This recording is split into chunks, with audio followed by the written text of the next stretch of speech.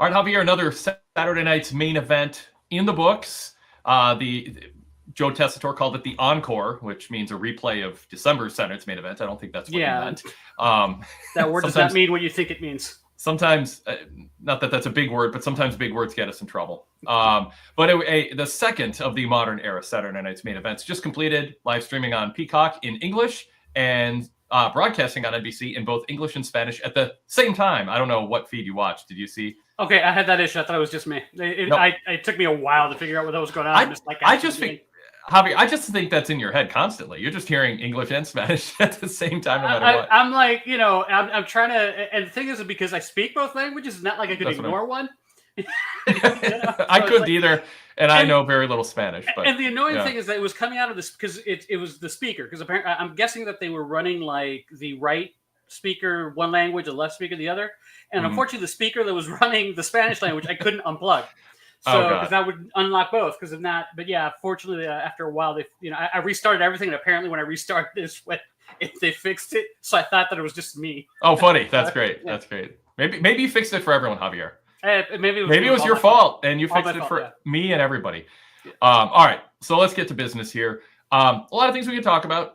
Gunther retaining his title, Rhea Ripley retaining his title, Braun Breaker retaining his title. So no surprises there. Jacob Fatu, a big talking point with the crowd reaction to him and the bloody, brutal beatdown of Braun Strowman with a bunch of hip attacks that made no contact but somehow broke Strowman's nose. Actually, they chose a different camera angle after three of them completely missed, and maybe one of them made contact. I don't know where the blood came from. I didn't have time to replay it. We'll talk about that. But let's start with Shawn Michaels, San Antonio's own, hosting the contract signing for Kevin Owens and Cody Rhodes. This event was a straightforward, what you would expect looking at the lineup if you're familiar with and immersed in the WWE product, and that's fine. Unpredictability sometimes gets bookers, especially bad bookers, in a lot of trouble because they think unpredictability is the most important thing, as opposed to just telling a good story and letting people enjoy it even if it's predictable. A lot predictable about this show. Cody was his, and I want to emphasize this, Cody was his predictable, excellent babyface self. Kevin Owens was his predictable, excellent heel self. Shawn Michaels was a predictable, like ironically sort of law and order guy with a little aw shucks attitude, but will stand up for himself as he did. And I thought, it worked. I mean, it's, part of the journey to get to the Royal Rumble. And I thought, they both made their case. Kevin Owens is at the top of his game right now. And I don't even think he's that much above the other top of his games. I mean, he's just always been great. But I think he approaches everything really smart here. I thought the line of the segment was just Shawn Michaels, and his delivery was good tonight. Sometimes he can be a little hokey, but he goes, Kevin, you sound jealous to me. And that's exactly what you want, because you're watching Kevin Owens as a heel these days. And you're going, he's making a lot of sense. Should I rethink my positive thoughts on Cody if you're a casual fan? And you need somebody, whether it's the announcer or Shawn Michaels, to just pull the thread and unravel KO's logic. And Shawn Michaels did. He's like, you're just jealous. Doesn't mean KO still can't counterpoint that. But yeah, and then KO's response is great, just staring him down. Javier, let's talk about that. What'd you think about Cody, KO, and Michaels' role? Yeah, and it was Kevin Owens was basically on a path, and it led him to the place where he could be called, jealous. And it was Shawn Michaels, pointing it out to the audience if you were not paying attention. And I thought overall it was what I expected. I mean, my brother and I did the preview for this, and it's pretty much what we figured, that at some point KO would have been triggered and gone after Shawn Michaels only to be saved. And that was the whole, because I was pretty sure Michaels was not going to take a package pile driver.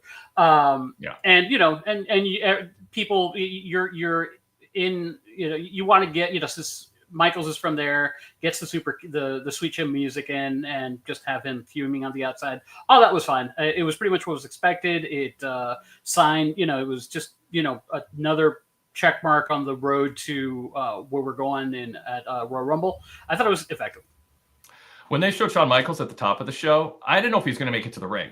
He looked like he didn't want to be there. He looked like he was walking with a boot that was, one heel was like 2 inches higher than the other. It's just a little off kilter.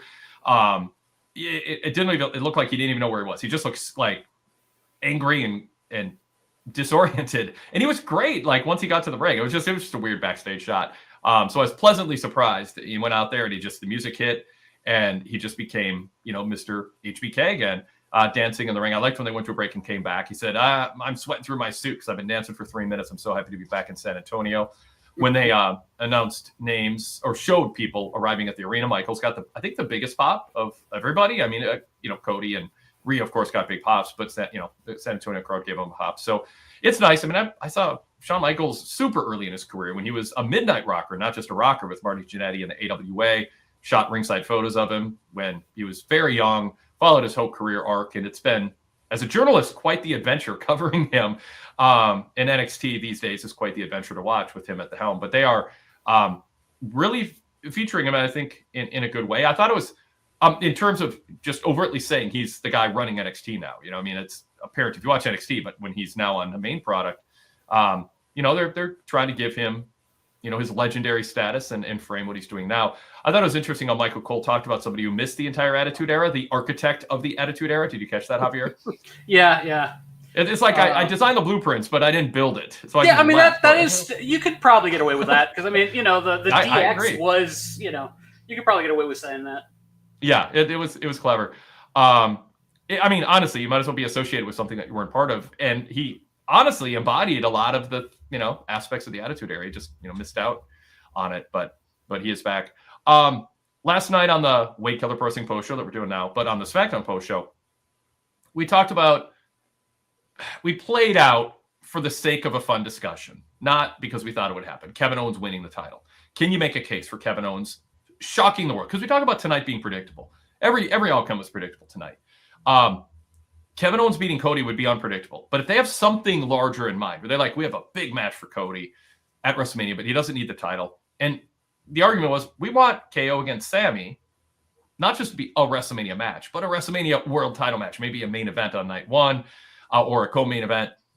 Someone else is like, no, let's see Punk win the Rumble. And Punk Punk chooses Owens and they go to war on the microphone, and it's a promo battle to end all promo battles. It's fun to play that out a little bit, just to, imagine it. You know what? If Cody had some sort of injury where he needed knee surgery, but he could get through a match, I mean, that could be an undercurrent kept secret, and that happens. It's not going to happen. But Javier, could it happen? No. I mean, outside of one of the, like you mentioned, an injury or something that's unforeseen, outside of that, because the problem is there is nobody that's on a level that will make you interested to basically see Cody main event against a wrestler without a title on the line, is the way I'm looking at it. I can see your mind. Sure. Yeah. So outside of like maybe if like MJF would jump ship and he costs Cody the championship and you leave, it would require to be something on like that level. Because I mean, I was thinking about Ricky Starks, but no, Ricky Starks wouldn't be big enough to do it. But yeah, it would have to be something like an MJF jumping ship or something along those lines. Because I don't even think like a Lesnar or anybody who's out there that might come back. Yeah. Any legendary, I can't think of anyone that would. That I could almost see more because today with Gunther was the only one that when Jay did the Uso splash up to the two spears, I'm like, wow, are they? That was the only time I bit on the finisher. Are they? Because I was thinking that you could get then Gunther and Goldberg, and that doesn't need to have a title if you're going to have those two. So, so along that lines, not for Cody. I don't see anybody for Cody for that outside of MJF. Obviously, that's not going to happen. So, right. This is the one is just kind of fun to play it out a little bit and talk about, what if. But it's a setup for the fact that it's a little bit of a setup and a follow-up to yesterday's fun conversation. I think this feud should feel stale. It's crazy. It's the old Center's main event formula. Let them go on the house show circuit and on pay-per-view, have their match, and then the blow-off, the final match, once you made all your money, is to put it on NBC for the masses to see. And that was Hogan's, some of Hogan's last matches against heel opponents were on Center's main event after they had played it all out of the house shows. That's kind of what I mean, it's at the Rumble, but that's kind of what the Cody and KO feels like. It feels like a match that's at the very end and it's been stretched out. And yet it's fresh. It actually feels fresh because Cody knows his character so well. He embodies everything that Roman Reigns couldn't or didn't want to be as a lead babyface, just unabashedly, unapologetically thanking the fans for their support and saying he's fueled by them and cherishing that title belt, being a mark for it, as they say, and Joe Tessitore playing it up and Cody tearing up at the thought of just not being able to take the belt to bed with him for a week. He plays all that stuff up, but in a way that actually works. And then you have Kevin Owens, who's just as clever and compelling and entertaining a heel as he's ever been, and just top shelf. I'm MJF. I'm studying Kevin Owens these days, and trying to figure out how to take my skill set and see what KO does with it. He does so much with so little. It's a few facial expressions. He yells, and MJF likes to yell, but KO's yelling just works better. Anyways, I don't mean to bash MJF, because I think it's a compliment to say MJF is in that mold, but he's a less mature, less finished product like KO. We're actually it's kind of fun to imagine Kevin Owens being world champion going to WrestleMania, because he's so good right now. But he's just not defined at that level. It just isn't. So it's more of a podcast talking point that is something we can talk about and not have it just feel like this ridiculous manufacturing of a topic, because KO is doing such good work right now. And so in a roundabout way, just that even being brought up is a compliment to Kevin Owens' in-ring work. But I'm ready for both to move on. And I think they've, planted seeds for KO and Sammy. But I think overall they've done a good job with this belt thing, which is sort of hokey, but they're playing it with a straight face, so it kind of works. Give up the belts. Nick Aldis going, Cody going, don't suspend him. Just let me hang both belts and winner take all. I think they've managed to freshen it up a bit with that added stipulation and Shawn Michaels. It just feels like a big deal, even though logic says it's played out. Yeah, I think it feels probably a little bit hokier the more aware you are of the history, because they're basically just copying Razor, Shawn Michaels, and obviously they're playing it off by having Shawn Michaels be the person that signed the contract. So the more history, it's more like a nod, hey, member berries, remember this, kind of thing. So it could fall a little bit into that, the whole nostalgia baiting. But that's not always horrible. Sometimes it's overused, but that's kind of like what Cody is, and we don't really necessarily see it all that often in more recently. So outside of bringing out an old legend, this is more like kind of copying old stories, which I'm kind of fine with. And yeah, I wouldn't call it necessarily fresh, because I think we're at it's serving time. So it's peaked, and I think they did a good job, because that's the hard thing about booking a storyline, is that it's hard to really hit it perfectly, and that sweet spot, sometimes just because of the nature of the day-to-day bookings and other things that might happen. Sometimes they're stretched out, it felt like McIntyre and Punk that one felt stretched out due to injuries and stuff like that. Yeah. Sometimes due to injuries, sometimes just because you the hot stuff happened. You still have 3 more weeks for WrestleMania, that kind of thing. We've seen that happen, especially around WrestleMania time. That some storylines feel because WrestleMania is going to have 100 matches on the 2 nights. So but this one felt like it's hitting right when it needed to hit. So. This would be a good time not to just get the final match out between these two, and then move on to whatever coming up next. Let's read a few comments in the chat about what we've been discussing, Javier.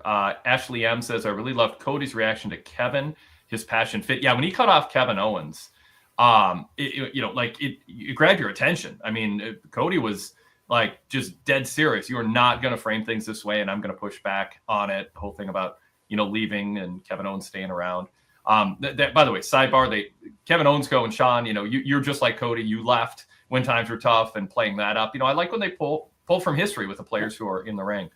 Ken Arnold says they've done such a good job building everything up between Cody and KO. I never once thought it was dragging out too long or stale. It's been so well done, giving enough physicality and solo promos.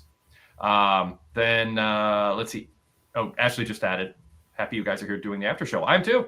Greg Parks was going to host. It's always good when Greg hosts these post shows, but he's moving, and wasn't sure if we get Wi-Fi hooked up in time, and how moving goes. So we mentioned last night, it was kind of 50-50 whether I'd be doing it or Greg, but it's fun. I'm glad to be here with you, Javier. And Ashley adds, I was wondering if KO was going to hit Sean with a package pile driver. And BJF says, could we see one last match for Sean at Mania with Kevin Owens? Get the stink off the Saudi match. I think fans want to see Sammy and KO get a WrestleMania spotlight. But it would be, Michaels didn't look like someone who's ready to wrestle, but he didn't look like someone who you can rule it out. He just didn't look, again, like walking down the concourse, down the hallway. So I don't know. He reminded me of Tanahashi. Walk. Yeah. All those bumps and hard. He lived a hard life in a lot of ways, in and out of the ring.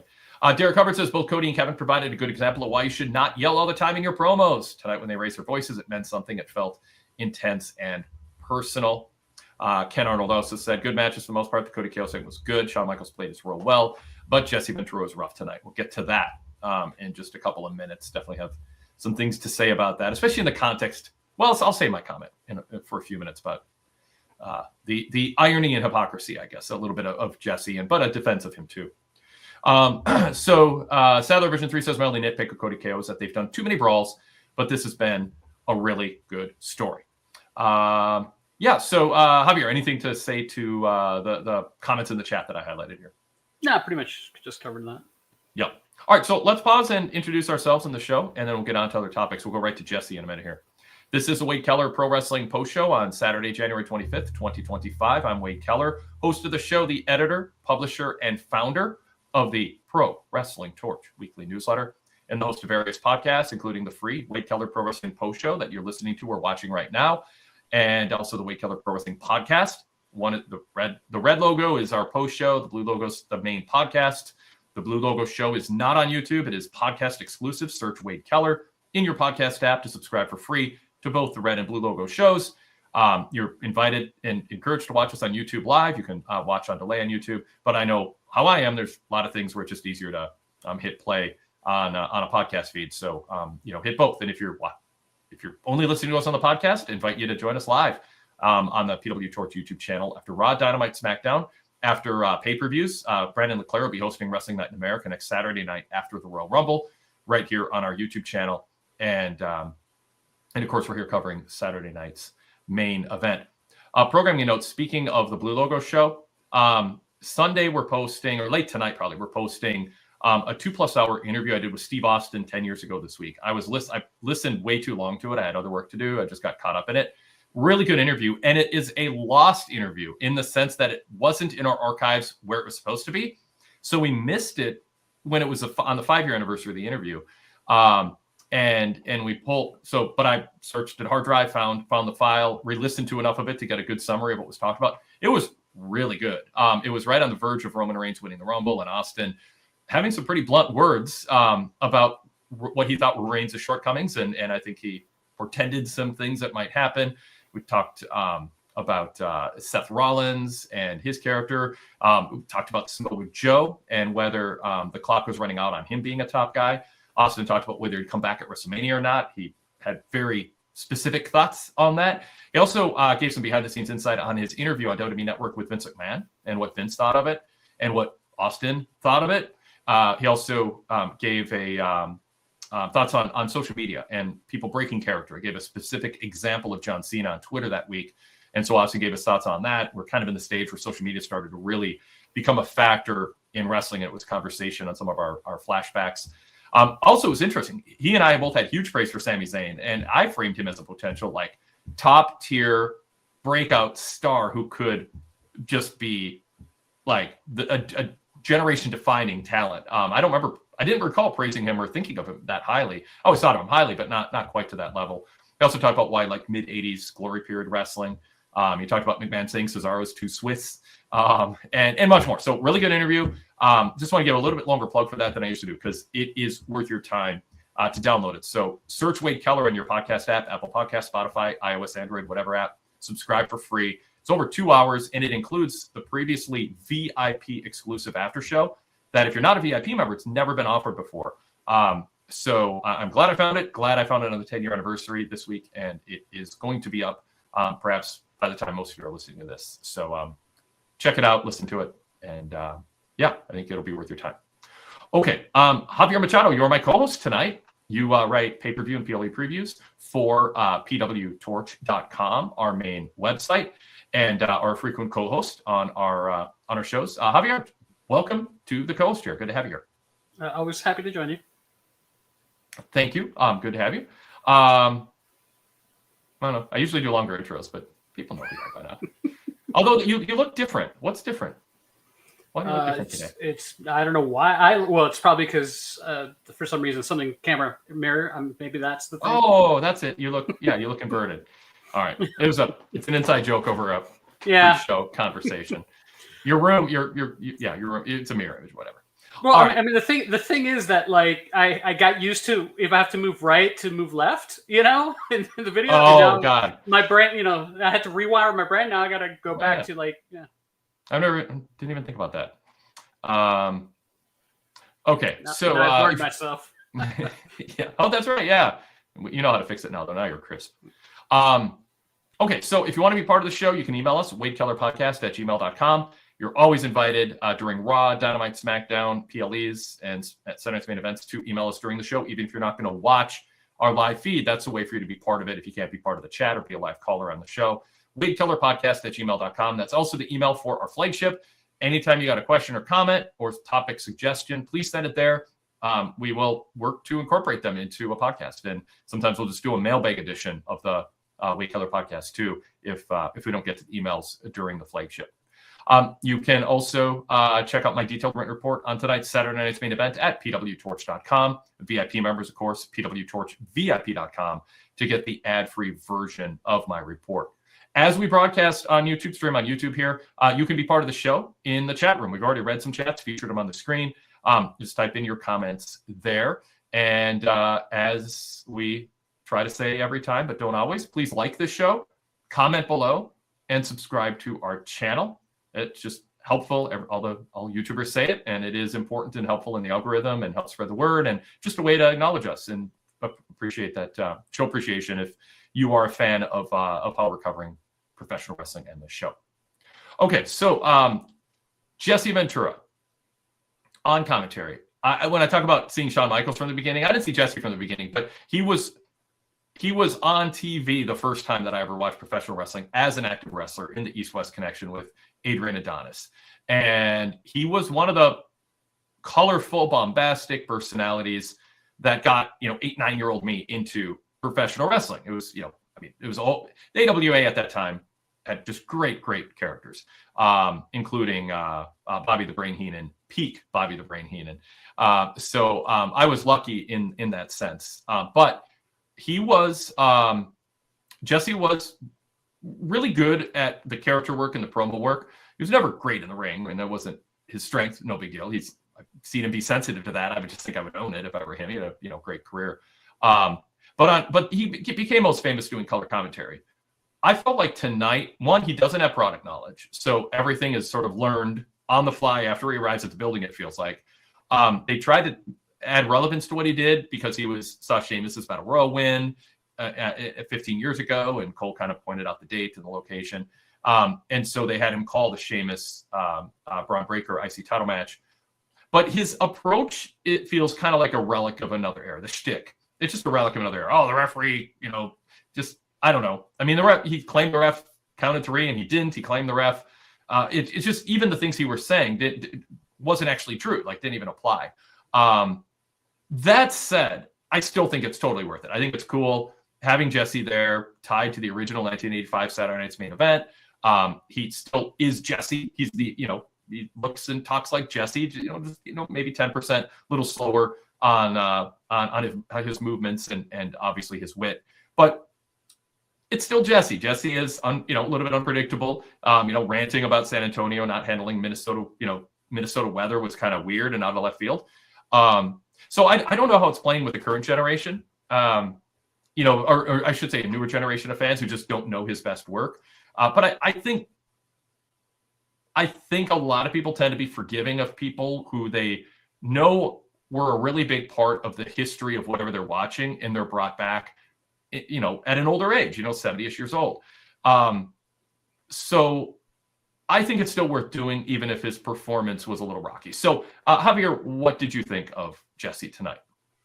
Yeah, I liked him more the first week. My issue this week were just some of the, just a couple, like mainly two things.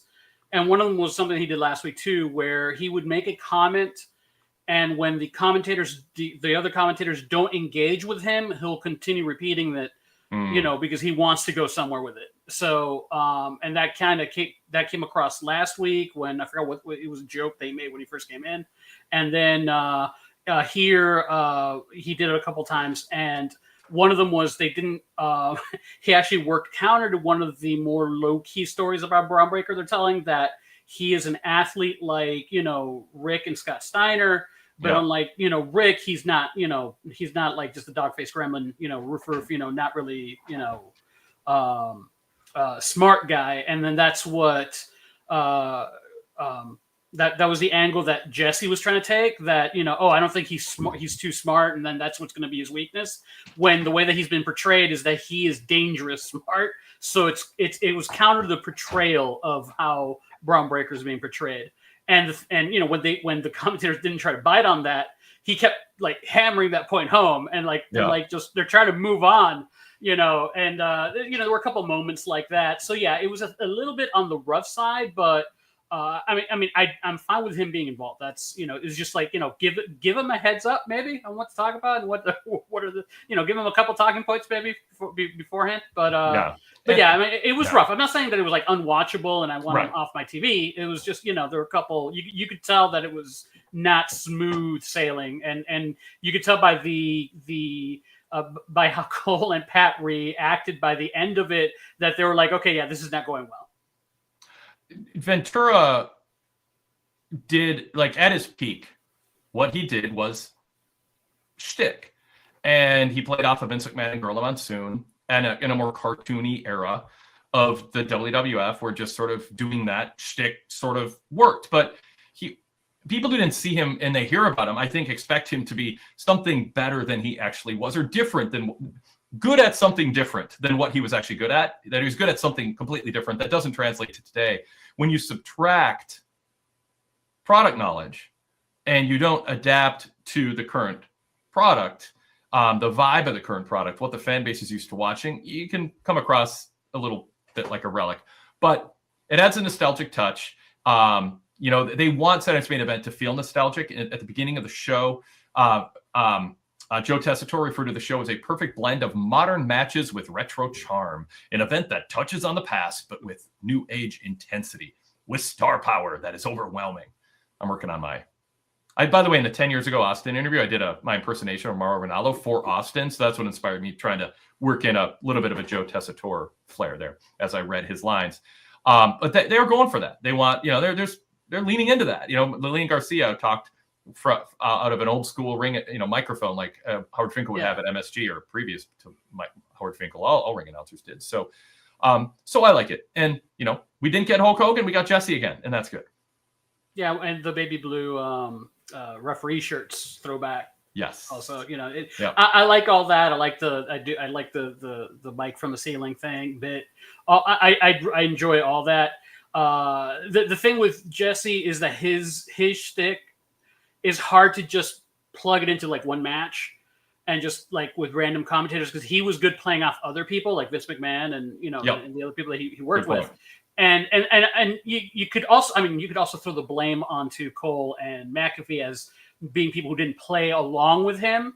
But they're the standard, they're the current standard, and you kind of like, I would like to see a little bit more conversation between them if we're going to go do this again.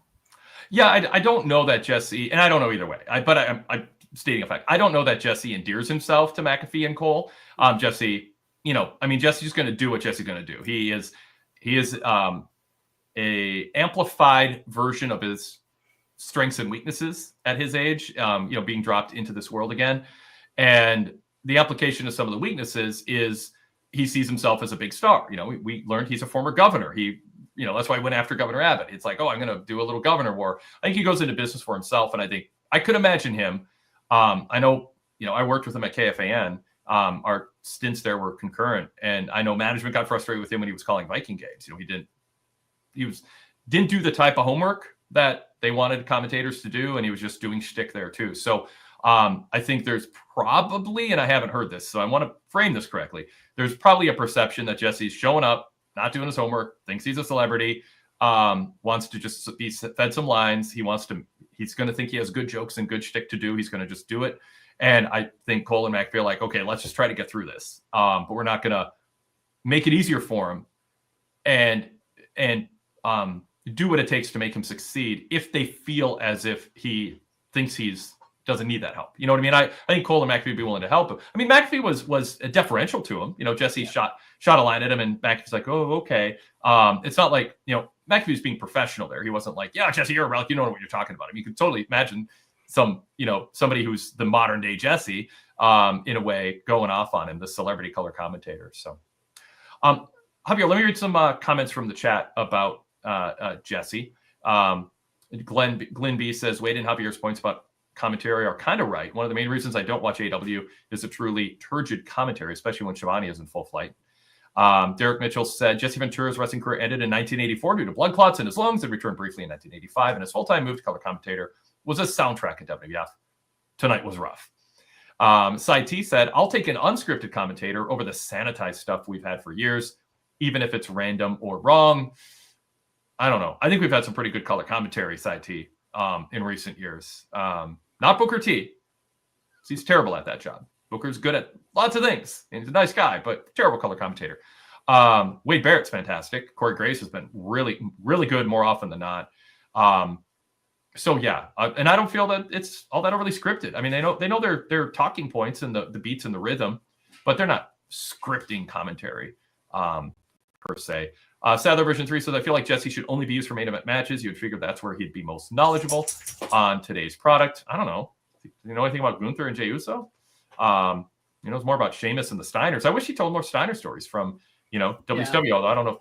Again, Javier, I don't know if they want that, If that, yeah. I mean, they don't hide from Breakker being a Steiner, but I don't know if they want the whole NBC broadcast focus to be about him being a Steiner. And who knows where stories of that era would end up. Yes. Glenn B says Ventura's will always have a soft spot for me because he tried to actually unionize the wrestlers, got snitched on by Hulk Hogan, who would have made a massive, long-lasting positive impact on wrestlers. BJF said, I like Jesse, but the 3-count thing he was on about was odd. It seemed like Pat and Cole looked frustrated. Yeah, you could totally imagine. And Ken Arnold says, McMahon is not yelling in the commentators' headsets anymore, and Kevin Dunn's influence is long gone.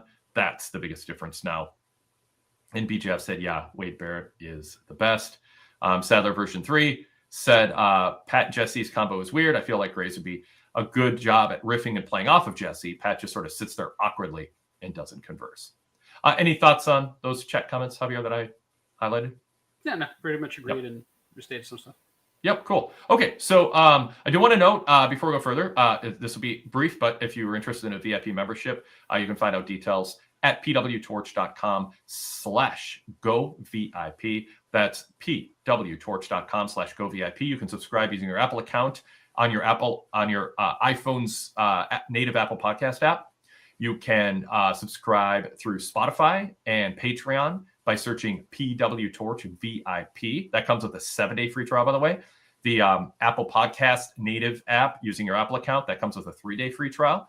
You can also subscribe to the main VIP package, which includes unlocking 35 plus years of archives of Pro Wrestling Torch newsletters dating back to the late 1980s, hundreds of retro radio shows, including Jesse Ventura as my guest on my KFAN radio show back in the early 90s, and thousands of podcasts, including the aforementioned Steve Austin interview, on demand, over 100 interviews with ex-WWE creative team members who shared tons of cool behind-the-scenes stories on their time writing stories and booking top WrestleMania, SummerSlam, or on SmackDown storylines. We have a special section dedicated to that. You can stream them on demand or download them.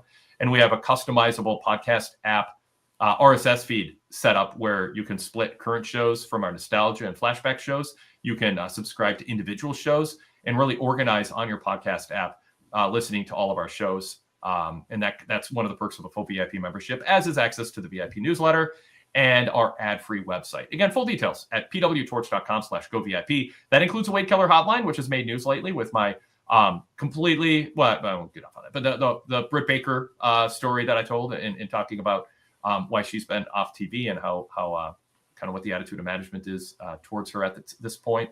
Also, in a recent Wade Keller hotline, confirmed that the court case situation was a shoot, not a work. That hadn't been reported yet, and other scoops. So there's news-based Wade Keller hotlines, reviews of TV shows, the night of the event, just start to finish rundown in case you don't catch the shows and don't have time. In around 20 minutes, 15 minutes, I do a quick summary of those shows so you can feel kind of caught up there. And then just feature shows that I'm part of and others host, all detailed at pwtorch.com/govip. All right, so let's get to our first video caller. To be a video caller, by the way, you need to be a VIP member. That's why I plugged it there. You need to be a Patreon supporter or VIP member. If you are, we post on our Patreon PWTorch VIP page the exclusive caller link, and also on my TV reports at PWTorchVIP.com, the ad-free website. We have the caller code, so you can be an audio or audio and video on-camera caller. You can be on camera or off. Audio, of course, important if we're going to talk to you. And that is a perk of VIP membership. So go VIP just for that if you want to be part of the shows, like Jason D from Australia is about to be. Jason, welcome. Good to talk to you. Good to have a acknowledging WWE team together here. How's it going? Yeah, that's good, Wade. Thank you very much for that. And also nice to speak to you, Javier. I'm struggling a bit with the timing with the acknowledging, so I might not be able to do that show as often, but sorry about that. But I can come on these shows and talk about it because I really enjoyed this show. I enjoyed the pacing of it. I like the two matches. Then you have like a contract signing or, segment like that, then the other two matches. But for me, the big story coming out of this is Jacob Fatu. And yeah, they need something for him big at WrestleMania now because this has been building for a while. But I knew a little bit of Jacob Fatu before, but not too much. So I feel like I'm watching him with fresh eyes. And obviously I'm stating the obvious here, but whatever it is, he has it. The presence, the look, the vibe, the moves in the ring, the way he carries himself. And now he's clearly got the promo ability. And he's coming out with words and rhymes and lines. They just sound so cool.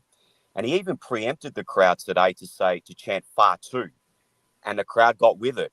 And they didn't like, and they wanted him to attack Braun Strowman. And I don't think that's anything against Braun. That's just the fact that the crowd knows that this guy has it and there's something cool to him. And I was a bit back and forth on whether he should face Roman at WrestleMania. But after tonight's performance and where they're heading, with his promo ability and the way they're building him, I'm all in on Roman versus Jacob Fatu at WrestleMania. That is definitely a match that I think could be worthy. Javier, talk about Jacob Fatu in general, but also tonight, chance for him when he's beating up poor Braun Strowman. Very pronounced. That is not what WWE was going for. They want Jacob Fatu at this point booed. If he's going to be an opponent of Roman Reigns, you don't want the headwind of fans going, well, but Fatu's the cool new thing and he's full time and it could go awry. That happens in wrestling. Cody Rhodes started fan sport in AEW started falling apart in part because people were more into Malachi Black as a cool character. Daniel Bryan undercut some pushes of people, Roman Reigns in particular, because he was so unexpectedly and unscriptedly popular with the crowd. So is this a problem? Is it an opportunity that has the veneer of a problem that really isn't? What do you think? Well, at this point, I can't say that they were not expecting the reaction that he got, considering the fact that the same thing happened when Bronson Reed was destroying Seth Rollins, that people were chanting for Bronson Reed. So, if you're going to, it's just people like the violence and the, off with his head kind of thing. They just liked it because he just destroyed someone in Braun Strowman that a segment of the fan also see like as a gimmick. Essentially, he's the gimmick that he's big and runs like a choo-choo train, and that kind of stuff. So I like him, but he does have that kind of thing to him. And just have someone just basically, threaten to kill someone, not with the scissors or plastic bag, but just with the physicality in the ring, and the aggression coming into the ring. That character's cool, and people are going to chant for someone's cool, even if he's going to be destroying your babyface. So that's a little bit of the weirdness, because I mean they had to have seen this coming in this kind of thing. And I'm assuming they're probably to give Braun Strowman like a thing to get back at Jacob, and just have both of them be aggressive, because now if you make the babyface as aggressive as the heel, then you balance it out. So I'm expecting that to try to balance it out. But yeah, I mean, the Reigns idea, like, it does put him more. I mean, you're going to have to do a lot of work between that, now and then. But you've got some time. More likely, it's going to be Solo. But he is in the conversation. What do you think about the disappearance of Solo 8 days ago and no mention of him? I don't think last night or tonight. No mention of Bloodline 2.0. It's just Tama Tonga with Jacob Fatu. Tama's sort of his, not as lackey, obviously, but not his sidekick, but I don't know, his Robin to Jacob Fatu's Batman. Do you make much of this, or is it just, hey, we're getting through some stuff and Solo, is going to make a big impact when they decide to reintroduce him either at the Rumble or right after?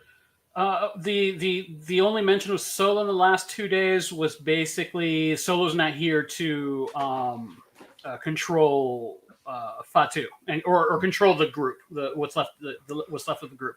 Mm-hmm. Outside of that, but it wasn't like they hit. It was like remind you Solo's not there, but not hit the nail. Hit it with like what's going on. In the socials, Tama Tonga dropped a blood in, blood out thing. Kind of seems like a threat to Solo when he makes his appearance.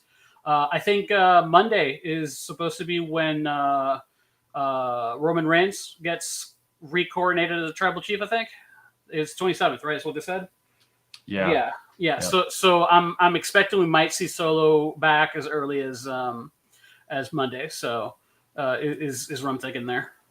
Yeah, like I had mentioned, it could be something worth reading into. It also just might be we've got to focus on Saturday's main event, and we don't want to draw attention to something that is meant to sort of seem a little unexpected. And people will not really start talking like the first time he's missing, so it wouldn't become a point of conversation until like the following week when you start thinking about him. So you're just not thinking about him today, which is why. Like him, if he shows up on Monday, that's enough time where it's still kind of surprising. Oh yeah, that's right, Solo. We haven't seen him in a little bit. Without like asking, hey, where the hell's Solo? Yeah. Jacob Fatu's catch line is "I love you, Solo," and Derek Mitchell says it seems like Jacob will eventually say to Solo, "I hate you, Solo," and Jacob will run roughshod. I mean, that'll be a huge pop if they turn him babyface. But I'm one of the people that I'm most fascinated to see how this 2025 and 2026 goes is Jacob Fatu. I mean, Jason is right that there's something that he has that a lot of people don't have, and the fans are catching on to it. Yeah, I mean, they got something that they need to take full advantage of with this. Jason, back to you. Well, exactly. I mean, and like you said, Wade, you had to see this coming, but he even preempted the crowd with his promo saying Fatu. I mean, look, any two-syllable name is going to, and you're cool enough, the crowd is going to chant it, right? So when he said, Fatu has taken over Solo, because he was even getting the crowd to say, I love you, Solo, even though Solo's a heel. So they had to see that this was coming and to give him the opportunity to speak. And this guy, when he speaks, I mean, he's got some cool lines, the way that he's talking. He just comes across as a cool character. So now you have this to deal with. And they had to see it coming. So if you're going to keep him as a heel, you're going to have to match him up against really beloved baby faces and for him to do horrible things and to turn on the crowd. Now, he did say last week, I don't care if you love me or you hate me or whatever, but they're going to have to tread lightly with this, because a guy that size that can move like he does, and now he's got the talking ability, and he's almost asking the crowd, I don't know, there's something there.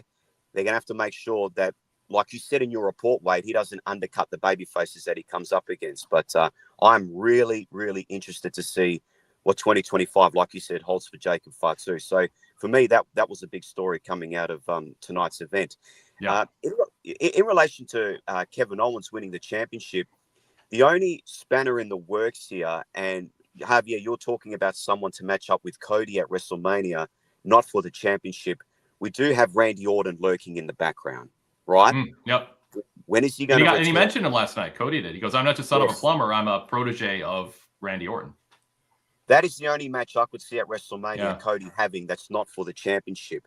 And there's still a part of me that feels that for Randy Orton to turn on Cody Rhodes, it's almost like Kevin Owens beating the crap out of him had to reignite the viciousness in Randy Orton, because the old vicious Randy Orton would never have allowed Kevin Owens to do that. So in his own twisted mind, the Viper, it was a wake-up call to spur his violence and now to not be so soft and to go against Cody Rhodes. So if you're going to play into a feud like that, that's the only way I can see it play out. So if Cody's not for the championship, I can see Cody and Randy Orton.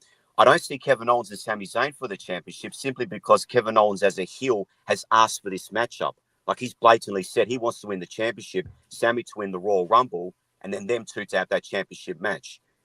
I don't think the heel is going to get what they want. You can see Sami Zayn somehow costing Kevin Owens this opportunity, so they have a one-on-one match and it's not for the championship, and Kevin Owens then blaming Sami for that, saying, we could have had a match for the championship at WrestleMania, but you decided to make it personal. So that's where I see that playing out.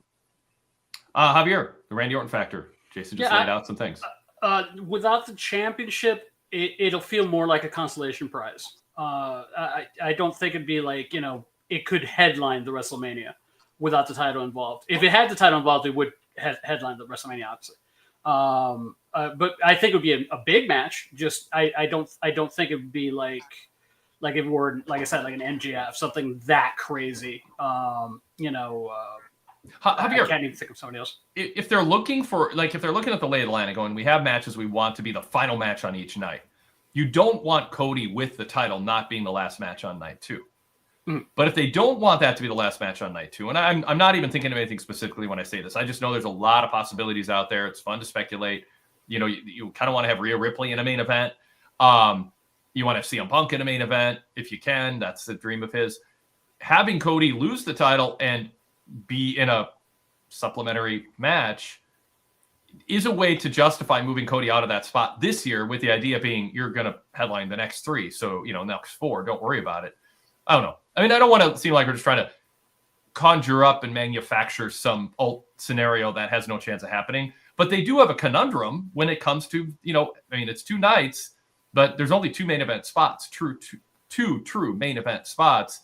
So if we're trying to think of additional reasons why there might be a title change, again, this just somehow just like give yourself a story to add a little drama to Saturday. You could say, yeah, Cody Randy, as Jason astutely brings up, is a WrestleMania-worthy match. It's a match that you can have, especially for Randy, cost Cody the title. There's a backstory there.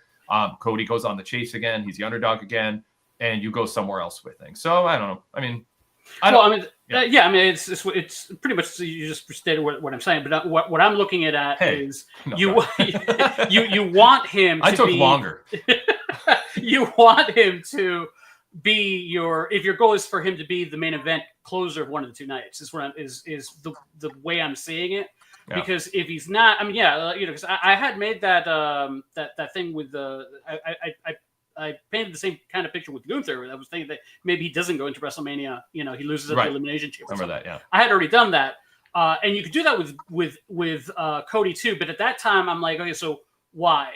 And the only why I can think of is there's a major match that could, it doesn't necessarily need to be, but I could see, like, if there's nothing else, this would be, in that. So, like, in the hypothetical that Kevin Owens would have won and faced Sami Zayn, I don't think that necessarily is going to go on last. And I'm thinking, like, what other match could go on last other than that Cody can have that would be bigger than a championship match between Cody and that.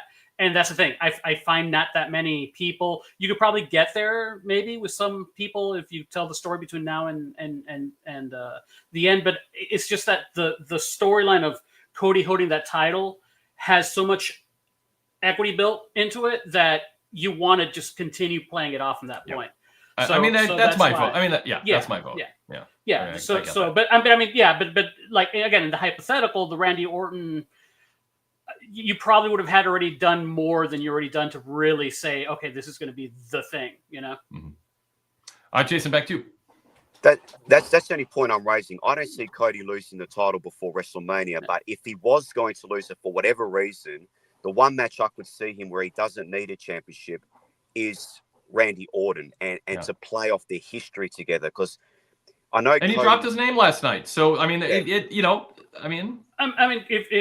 I'm going into like what was Attitude Era booking, maybe like if in the Royal Rumble, everybody who has a bone to pick with Cody, they all gang up to take him out, and then all of a sudden there's like an anti-Cody faction, and he has to deal with it, and that could be big, because if you throw in like multiple people who want to take him out, and like have like like remember the Attitude, you had like Stone Cold versus 3 heels kind of thing, which we haven't seen like forever. Something like that, where like the world goes against them. You could probably do something in that case if you wanted to, do something else, or like if you had like another main event in mind and you want to protect Cody, have Cody basically, fight overwhelming odds. And I think that's something he'd like to do, him versus, 3 guys. Jason, what else? I guess I just like the story of Cody and Randy, as opposed to say you had Cody and Punk. I'm getting a little bit tired of hearing about how you left and all these sort of hidden messages about AEW and everything. Like, I want the story of Randy and Cody flushed out more. That's what I want to see. And I believe that's a WrestleMania worthy match. I mean, Cody Punk, I'd still like to see that match. But I mean, look, the whole point is here, there's all these different options they have, which makes this WrestleMania season fun. Because as I mentioned before, coming into last year, we kind of knew that the plan was Seth and Punk and Cody and Roman. But this year, everything's up in the air. And that makes it so much fun. And there's like, 5 or 6 guys we could legitimately see winning the Royal Rumble. I guess from my point of view, just quickly, as far as the women is concerned, if we assume moving forward, and we've seen various reports that it's going to be probably Tiffany versus Charlotte, and I think that is going to be that, because after they did the segment with Charlotte on SmackDown, that's not a report. Yeah. That's a report based on the obvious thing that they're doing. I mean, I just rolled my eyes at that being breaking news. I mean, let's not. I mean, it's possible it's sourced, but come on, everybody last night was sick. I don't mean to draw attention or pick on somebody, but like, hey, there's a back-to-back segment, a vignette with Charlotte and Tiffany, and it's a perfect match everyone thinks is going to happen. Now, breaking news, it's being talked about. I mean, come on. All right, no, fair enough, Wade. I see what you're saying. I had a little eye roll at that one, but I mean, I don't know enough to know that anyway, I don't want to be media critic. It just, I chuckled at that being worth an email. All right, so let's just say it ends up being Tiffany versus Charlotte, right? Yeah. And Rhea versus Bianca. Can you see either one of those matches, those women's championship matches, being the last match at WrestleMania? Javier? I mean, unless you really... We got time. Hit something. Well, I mean, yeah. I mean, this was close to Survivor Series, but, the Becky Lynch situation when she got all bloodied up, that wasn't expected, and that, changed things. So unless you have something like spectacular in mind, it's possible, but the thing is that the only one that have the history, to play off of would have been Charlotte and Rhea Ripley, and that could be the direction they're going, considering the fact that Stratton still hasn't done the babyface turn yet. I'm assuming Charlotte's coming in as a heel. Or she has. I don't know. Do we? She's going to be the heel, whether she's a babyface or not. She's just Charlotte. I mean, honestly, she's just Charlotte. I mean, she's Charlotte. It's like maybe it's a thing. We saw 2 vignettes, one with her tongue. We don't know yet, Javier, but the way they portray her is she's just Charlotte. She's bigger than a face or heel. She's an icon. Tiffany seems like she's a heel, so I would think would lean towards Charlotte being a babyface, at least at first, but she might not be defined consistently that way. But like, she has more history with Rhea Ripley, so I can see that be something more you can build on. Because you told the story of Rhea, how Charlotte beat Rhea Ripley at first. This is when the whole NXT thing. You draw in that story how Charlotte finally beat her. Now they're meeting like on, because when Ripley finally beat her, it was like Ripley arrived basically. And then when, you tell the story now of the 2 of them are at the height of their power, Charlotte and Ripley, you can tell that story. So that's why I'm not so, sold on the Stratton Charlotte thing yet. Obviously you still got work to do. We got to, hit, things will come a lot clearer once we hit the Rumble. And maybe, but that's the only one I can see maybe that, again, just where we're at today. The only one I could see is if they were to do something between the two of them that could headline. If you expand on the story the two of them have, but like I can't see Stratton and Charlotte if that's the one. Is Becky coming back, and who's she going to partner with? Bianca Belair and Rhea Ripley. I mean, more likely you still have to go through the whole who took out Jade Cargill thing. Yeah. So it's still a lot of moving parts in that. But yeah, the only one I could see right now is that again. But then you also have a lot of women that maybe get called up in NXT. I don't know if there's anybody. So the thing is there's no. You said at the very beginning, Javier, I thought you were heading towards there might not be time, and I don't even know if there's time to make Charlotte Tiffany feel like it deserves to be a main event spot at WrestleMania. Tiffany's so new. Yes, you can put someone in a main event spot if you believe in them, and that can help solidify the perception that they're like a top act. But her mic work isn't good right now. I mean, Tiffany's it's just kind of stilted, and it feels like it's a relic from another era, kind of. It's a work in progress. I mean, she's still new, and Charlotte hasn't been around, and I don't know that people feel passionately one way or the other about her, other than she's a big star. I think people give her a star reaction. So I don't know that. So to me, I'll put it this way: whoever Rhea Ripley faces, whoever that is even plausible, she should main event WrestleMania, not Charlotte, not Tiffany. Unless it's against Rhea, I think Rhea is a WrestleMania main event per woman. Yeah, that's what I said. Rhea and Charlotte because of their history.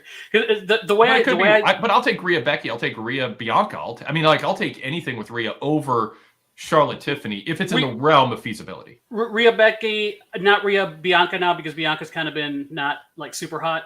I'd still take it over Charlotte. You're talking. Okay, yeah. You're critiquing my choice opponent for Rhea, and I'm with you on it. I just think Rhea is enough. She's so much bigger than Tiffany, and so much more important to put her in main event than Charlotte. I don't care if it's not a great opponent. I don't care if they have to rush it. Rhea gets night one's main event spot over Charlotte and Tiffany. If Charlotte Tiffany is the alternative women's title match somewhere those two nights. Oh yeah, 100%. Yeah. Okay. I mean, unless you're talking about just somebody who doesn't matter, but yeah. But yeah, right. That's why I'm saying reasonable short list. Yeah. Yeah. So yeah. Okay. With that caveat or framing, yeah. Right now, by the way, we're running a poll at PWTorch.com. Go vote, everybody. Who do you think is going to win the men's WWE Royal Rumble this year? CM Punk in the lead with 29%. John Cena second place, 25%. Roman Reigns at 21%, a clear top three, eating up, what is that, 30, 40, 50, 65% of the, that's got to be more than that, 75% of the votes. But then the drop off to The Rock at 8%, Seth Rollins at 7%, Sami Zayn and LA Knight trailing. No one voting for Jay or Rey Uso yet, but some 2% stragglers. Someone else comments. You can go see who those people were in the poll results at PWTorch.com, and go vote. We got some fun polls up on the site. They're on the sidebars on our desktop site, or you can just choose polls from the opinion section on our mobile website in the little drop-down menu on the right side. Any reaction to that, the poll results, Javier, and then I'll throw it back to Jason. No, I mean, it's pretty much. I think I probably would have voted for The Rock. It's just that the reporting on that he's not going to be there. He is going to be there. That kind of thing. It would be the question mark, but I'm assuming if I were to assume that he's there, I think he wins. Yeah, I don't think top WWE brass are assuming either way because I think he's leaving them hanging. Yeah. I mean that's the thing. The way I see when I'm looking at what's happening at WrestleMania, the way I like to see it is WrestleMania is going to be your final meal. That's going to be the final meal, and you start cooking at Royal Rumble. Everything else that happens before that, you want to be buying the ingredients. And that's the thing. For a women's to be a main event, I don't see that many ingredients have been placed yet. Yep. And the only one that could possibly happen is because you have done work. There's the ingredient of the relationship between Rhea and Charlotte. As the main event, that's the only one I could actually see to take over one of the nights. Jason, back to you. Yeah, I definitely agree with that. Rhea is the main event potential. Although if it is Rhea and Bianca, correct me if I'm wrong, and someone in the chat might know this, I think Bianca's undefeated at WrestleMania. So if you've got this unstoppable force in Mami and Rhea Ripley up against an undefeated Bianca Belair, and I don't even know if they've had a one-on match. I know they've had a one-on-one match at NXT, but they have actually had one in WWE, like Raw or SmackDown. Now you're talking something you could potentially build. So of all the matches, and in relation to Charlotte and Tiffany, In order for that match to get heat, obviously Tiffany has talked about how Charlotte was her inspiration to actually get into WWE. For Charlotte to use that against her and say, you will never be at my level, to fully turn Tiffany babyface and then Charlotte to play the heel, which we know we're better at, that's how you could probably heat up that feud. So, but I agree with what you guys are saying. If there's going to be a female main eventing, one part of it has to be Rhea Ripley. And I think that's what they would do, but I'm still not sure. I think there's just so many big matches on the men's side that you have to have 2 main events. And in relation to those results that you showed, Wade, the Royal Rumble, my personal prediction, I can see John Cena and CM Punk teaming up to eliminate Roman Reigns and them 2 being the final 2. And then whoever loses that goes on to Elimination Chamber and actually wins that to get the championship, get a championship shot. But either way, like I said, everything's up in the air, but it's all exciting. And I'll leave it at that. I'll let you get to other people. And it was nice talking to you. But yeah, overall, I enjoyed this Saturday night's main event more than the first one. I like the pacing, I like the matches, and I thought it was a pretty good show. Thanks, Jason. Appreciate it. Always good hearing from you. See you, Javier. Jason D from Australia. Some chat comments here. Glenn B says Rhea isn't a bigger star than Cody Rhodes, CM Punk, Seth Rollins, Roman Reigns, Drew McIntyre, John Cena, Fatu, LA Knight, Jey Uso, Sami Zayn, The Rock, etc. She's easily the biggest women's star for sure, but not top 5. Sadler version 3 said previous to that, prompting that comment, Rhea's like a top 5 star in the company. She took the spot that Becky had 4 to 5 years ago. Let's put that back up on the screen, Javier. Rhea is not a bigger star than Cody Rhodes, correct? Rhodes is bigger. Punk is bigger. I have her and Rollins kind of same. Roman's bigger. McIntyre, right now I have them more than the same, but I think that there's big things in the future for him, which will probably... I'd give Rhea the edge just because she stands out in her division and McIntyre is in a busier division. Yeah. Cena, just he's a legend, so he basically... And a movie star. And a movie star. He jumps a lot of these people on here. He's in a different category. Fatu, not yet, but Fatu has the possibility of leapfrogging, being one of the top people in the company. I don't like the idea of him wrestling Roman at WrestleMania in a big match this year. I think that if you really want to do something with him, start building him up like you did with Lashley and McIntyre, where you start building him from one WrestleMania to the other, or Cody. Build him up over a span of 1 year. If you want to really put him, have him be in a major match next WrestleMania, and plan for that long-term booking for Fatu. She's bigger than LA Knight. And easily she is probably equivalent to Jey Uso. She's bigger than Jey Uso because they both get top crowd reactions right now and they're both red hot, but she's a top tier star and Jey Uso is a magnificent special attraction. I don't want to take anything away from Jey, but Jey, kind of like Drew, but even more so, he's in a division with a bunch of people who are clearly bigger stars than him. Jey is a guy who loses as a challenger in the secondary world title match on Saturday night's main event. He is not a pay-per-view main event challenger. He is he's a wonderful special attraction. But Rhea Ripley is a centerpiece main event star.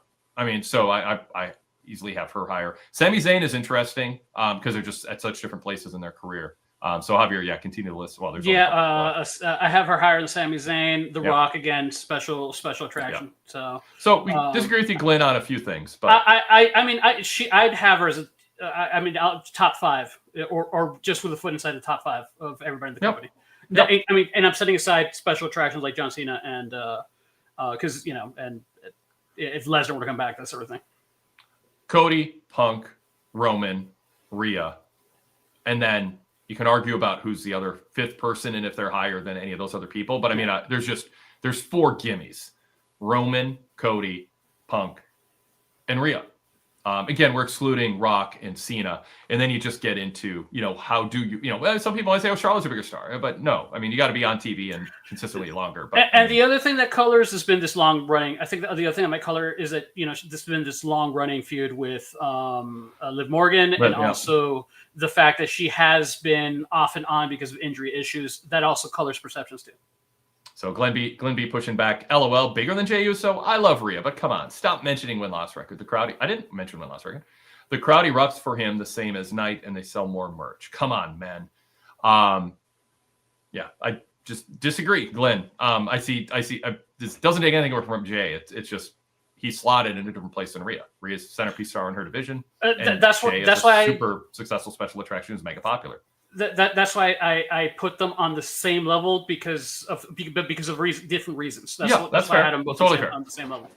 I have an opinion, but I don't think I'm not so entrenched in it that I think anything different than it is ridiculous, or you know what I mean. It's like I think reasonable people can disagree on this. Standard deviation, respect Standard Deviation's comments consistently. He goes, I don't view Rhea anywhere near that big of a star personally. And I'm also seeing it from two perspectives. One from day-to-day, week-to-week booking.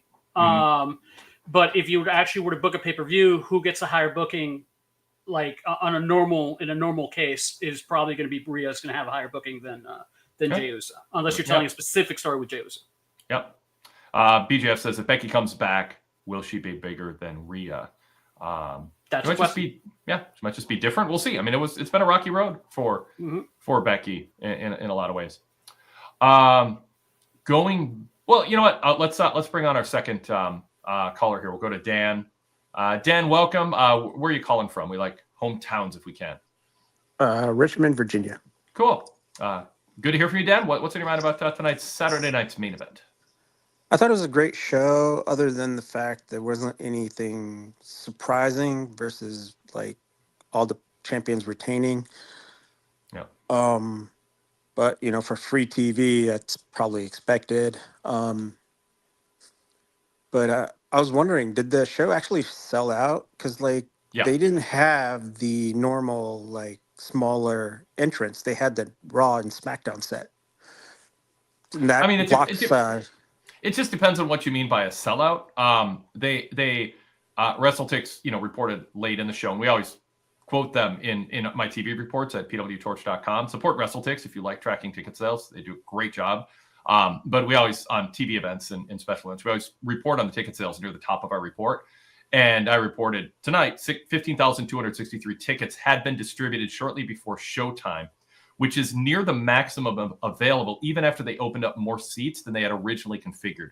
So the way they sell out is a word that doesn't have a totally strict definition, but I think the idea is if you build your standard set and you don't anticipate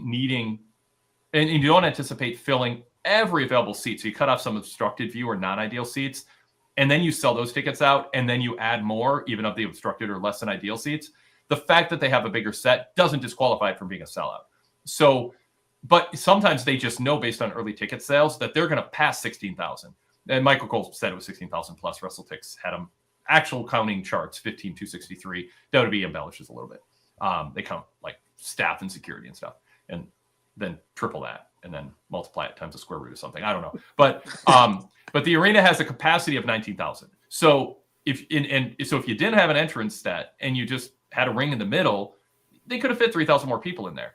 And we always note that, like in our reports, like what is the actual number of seats for a concert, or a basketball game or whatever, stat we find. So it's a legit sellout. I mean, they weren't going to deconstruct the set they built or that they drove out there and try to sell a bunch of tickets behind the set.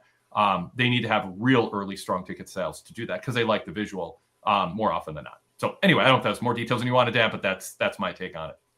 Oh, that's the only reason I bring it up is everything else has pretty much been discussed. Is the first main event was it was just a tiny little square entrance right in the tunnel, and then there wasn't a big screen. I think I can't remember. It was last month.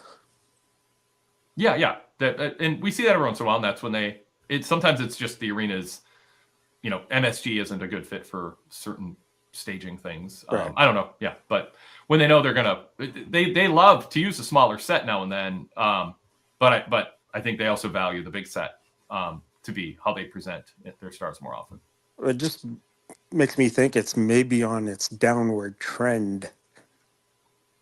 Because last year you had the regular Bloodline and you had Judgment Day that was super hot, and now it's just I don't know. I'm kind of lost in interest in watching week to week.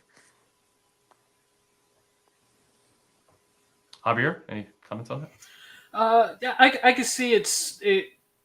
I would say like almost the closest thing to say is like a rebuilding season. There's not anything super hot, but I mean, we haven't hit Royal Rumble, and then once you hit the Royal Rumble, you start seeing the real storylines begin to play out. I mean, you got to remember the Bloodline story is like a once in a generation kind of event. It's storyline that everything just worked out perfectly. But I think everything they're still doing is very good, and you can see that they're setting seeds for future stuff that's going to be interesting. And and that's the thing. They're like a couple interesting ways that you could do WrestleMania this year, and we need to get past Royal Rumble to actually get even a glimpse of what's going on. I think someone in the comments section mentioned that this is the first time that they don't know who's going to win the Royal Rumble. Because there are a lot of good possibilities. You got Cena on his farewell tour. You have The Rock out there, which is another big. Those are just the two outsiders. And then you have wants to headline CM WrestleMania. Punk has the story that he wants to headline WrestleMania. You got Cody. You got Gunther currently has the title. There's a lot of stuff going on right now. Absolutely, and it is. There's other names, Shinsuke Nakamura just declared himself last night. I mean, he's not going to win, but, they're trying to build some credibility. Sami Zayn told a compelling story, more compelling than I think in past years they would give somebody like Sami, where, if you're a Sami fan or you're looking for a dark horse, you can go, oh, Sami made his case. They talked me into it. And again, so people who watch shows like this and are on social media and Reddit and all that, you are the minority. I know people think, oh, social media is so huge and Reddit's so huge and podcasting is huge. The majority of people go into WWE events when they're this popular. Like, there's a question on the Fix this week, which is why are AEW pay-per-view buy rates staying the same, even though, or they're still strong, even though viewership is down. And my first thought when I read that is because AEW is super serving this core group who are going to watch pay-per-views, and they're not the product is turning off people who aren't super hardcore into what Tony Khan is super serving. So you keep those hardcore fans, but he's losing the people who would help them grow. But he's super serving and satisfying the ones who are into what he's doing. WWE has a massive number of people going to these shows and paying top dollar who are not spending their free time, obsessing about trying to be ahead of the game on what's going to happen next and analyzing the business reasons behind who gets pushed. They have their favorites. They don't think about, the structure of booking and the patterns of the past and what's obviously not going to happen, what's obviously going to happen. They're just casual fans who are reacting emotionally to what's happening, and WWE's giving more of those types of fans more stories to buy into going into the Rumble season. And I think that's what we're doing especially when a product is this hot and from a mainstream standpoint. Obviously, it's a different era in terms of measuring cable ratings, but WWE's everywhere. And there's so many ways you can consume and follow the product. But to me, the best continued ongoing credible measurement of if the current booking and the overall goodwill with the crowd is strong is ticket sales, how much people are willing to pay and how many people are showing up. Because, the metrics for TV ratings and social media is just hard to gauge year to year, era to era. This is a red hot product because of that. They're running stadium shows. They're expanding to 2-night PLEs. And they're filling buildings like this pretty regularly. Not always, but pretty regularly. So yeah, tell stories that the casual fans believe in is my point. Don't limit yourself. Don't worry about somebody rolling their eyes going, why is Shinsuke doing a promo? He's not going to win the Rumble. Well, settle down. It's not just for you. They're trying to create a little backstory to add a little extra layer of possibility for the more casual people who don't rule out as many people as we do. Because frankly, we know better. Although every once in a while we're surprised, which is kind of fun. Javier, anything on that? No. I have like a TED Talk I'm working on, but I might save that for the podcast because it'd be pretty long. Done taking a TED Talk, like on what? In general, like on where we're at, because I'll try to make it brief, because I equate a lot of wrestling writing into like comic books, because it's permanently ongoing kind of thing. The thing is, so during the Bloodline split and that stuff that was happening, that would be like in comic books, that would be like your major event. Like right now, in this summer, there's this event called Emperor Doom that's starting up in Marvel, where Doctor Doom takes over the planet. And that's going to be an event. So it's going to be like if something happens a couple days and it's going to draw a lot of people in. That was what the Bloodline breakup was. Everybody's like really into it, really high, high end. what follows off of that then is a new status quo for the Marvel universe. They haven't given a name yet, but like there was one called Dark Reign, where it's a new status quo where like the bad guys were ruling the earth, but it's a status quo. That's where we're at right now. It's a new status quo because out of that major event, you had Sami Zayn and Jey Uso, who are people who are now regularly main eventing your your TV shows. Something you couldn't ask for, a while back. And because of that bloodline story that they told, people really, glommed onto Jey Uso and Sami Zayn, and they're way over. Not necessarily because of who they are, but because of this. I mean, that's part of it, but also because of the storyline and what you invested in seeing him or first break away from Roman Reigns, and then like coming back when he, they invested in what these wrestlers were doing, which is why Jey Uso is so over. My brother and I unfairly call it like kind of like fool's gold with Jey Uso, because he's writing the momentum of that storyline and what the people had with him. And the thing is that every now and then, if you want to keep him hot, you got to give him that nudge, and you keep pushing him along to keep people, buying, which, until you get to the next big moment, the next big event comic, which would be set up a new status quo. That's kind of how Marvel keeps their line, interesting, going forward. That's where we're at. And what you're talking about, like kind of low, but you ask am I following Jey Uso? Because the people who follow Jey Uso are super happy with the product. The people who Jey Uso is now their favorite wrestler.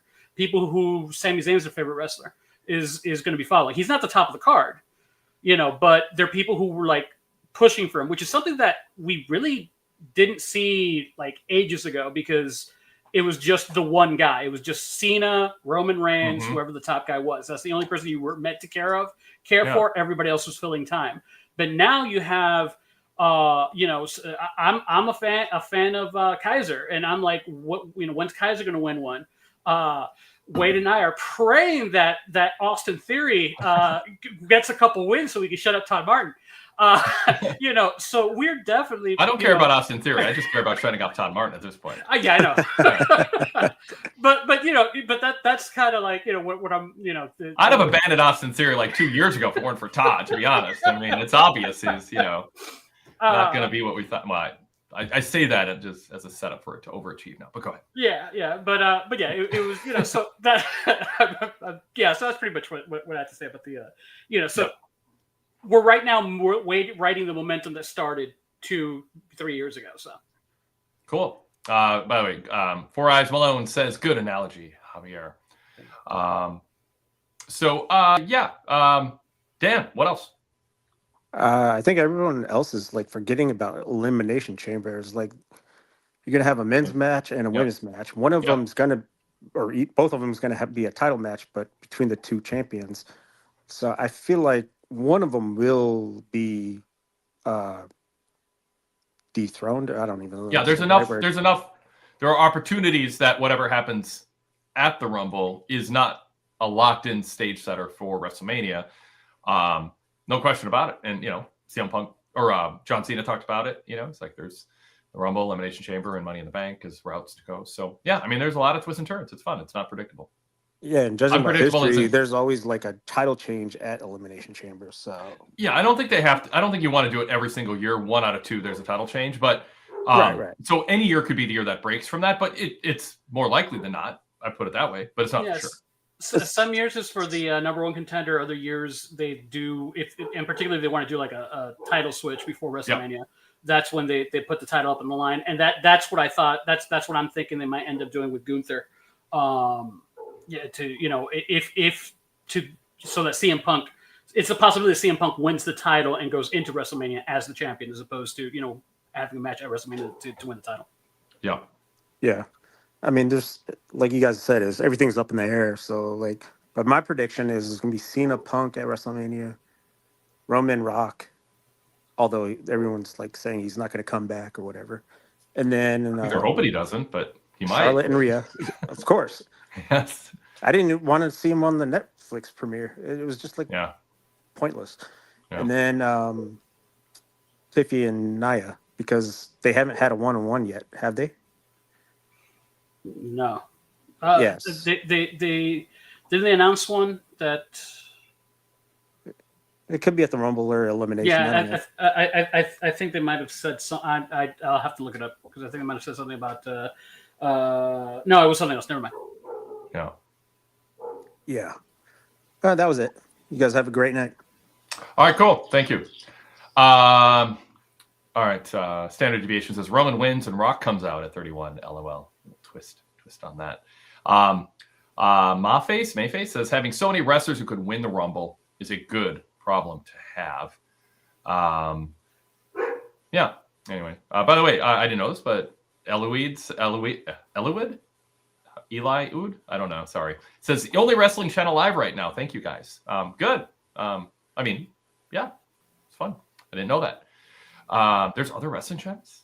Let's see. Forrest Mullen says CM Punk using his favors may be the biggest thing for the Rumble. I don't think it gets played up at the Rumble yet, but there's just lots of subplots. There's lots of even Cody dropping Randy's name. It's just like, oh, that caused conversation tonight. It's good.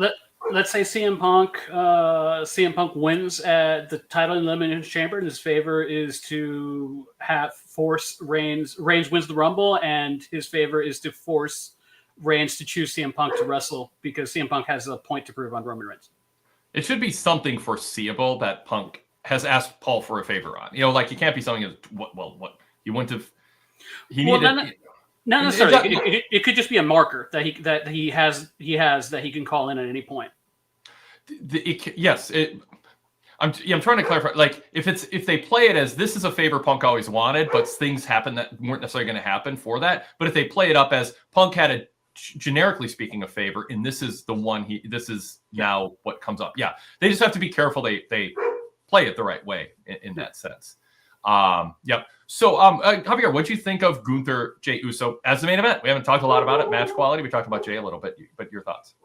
Yeah, I mean, it's pretty much why I have I'm so spoiled now with Netflix not getting the commercials during the matches. But yeah, I thought it was a good match for what we got to see. It felt like on NBC there were a lot more commercials than I'm used to. It felt like a lot of that match was during commercials, but they did do the story of Jey Uso kind of hanging in there. But my personal favorite thing I think was McAfee's call, where McAfee called the end of the match. Granted, he was just also talking about like how wrestling is booked, where he said that Gunther is the kind of guy that gives you a little hope and then snatches it away. And sure enough, that was the end. Besides the fact that's how matches are booked between baby faces and heels. Sure enough, that's how it ended with 2 spears, the Uso splash. And at that point, I'm like, okay, Gunther's a bad enough dude that he could kick out of essentially what equates to 3 finishers or 3 signatures. And sure enough, he kicked out of it. It was a good, moment. Like, hey, maybe they're going to give it to him now instead of, whatever. I thought there was an off chance they might have done it, something like that. And then he kicks out, and then as he goes in for the 3rd spear, right after that, 2 power bombs, he's dead. Just like, flat lines him at the end. It was just like that was so cold, such a cold finish. Made you really feel like Jey Uso was going to win and just like murdered you. It felt like that's like an Okada special, because that's like what Kazuchika Okada was known for when he was not wrestling someone that he had like high respects for, and it's supposed to be like a Kenny Omega is supposed to end up 50-50 at the end. He would just do that. He would be settling for the dude and just like, get hit by his finish and then just get up, just hit him with his finisher. And like, kind of like the John Cena 5 moves of doom. Cena's getting killed. He hits 5 moves of doom and wins. I enjoyed that. It broke a lot of people's hearts, and I'm a little bit mean on a Saturday. We're watching I'm watching the crowd react to, the near falls with Jey, and it's like, it's great. They're buying the near falls. This is my point.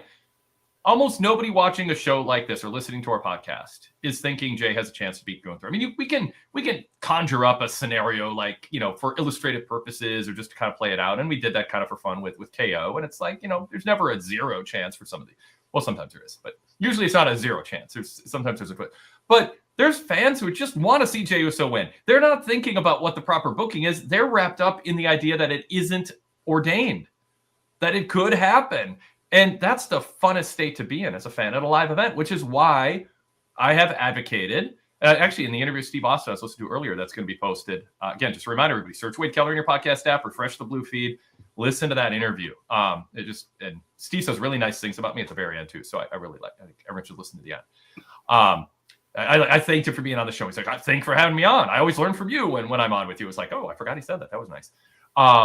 So I was talking with Steve about like the job of a wrestling promoter isn't to worry about insulting the fans' intelligence by pretending it's real. The job of a wrestling promoter is to make wrestling fans not care whether it's real or not, but to get completely wrapped up in the world as if it's not preordained, as if it's not a predetermined situation. And Jey Uso does that. That's one of the big things with Jey is people get so wrapped up in wanting to see him get a big win because they know but they think it's unlikely. He's the underdog who fans love.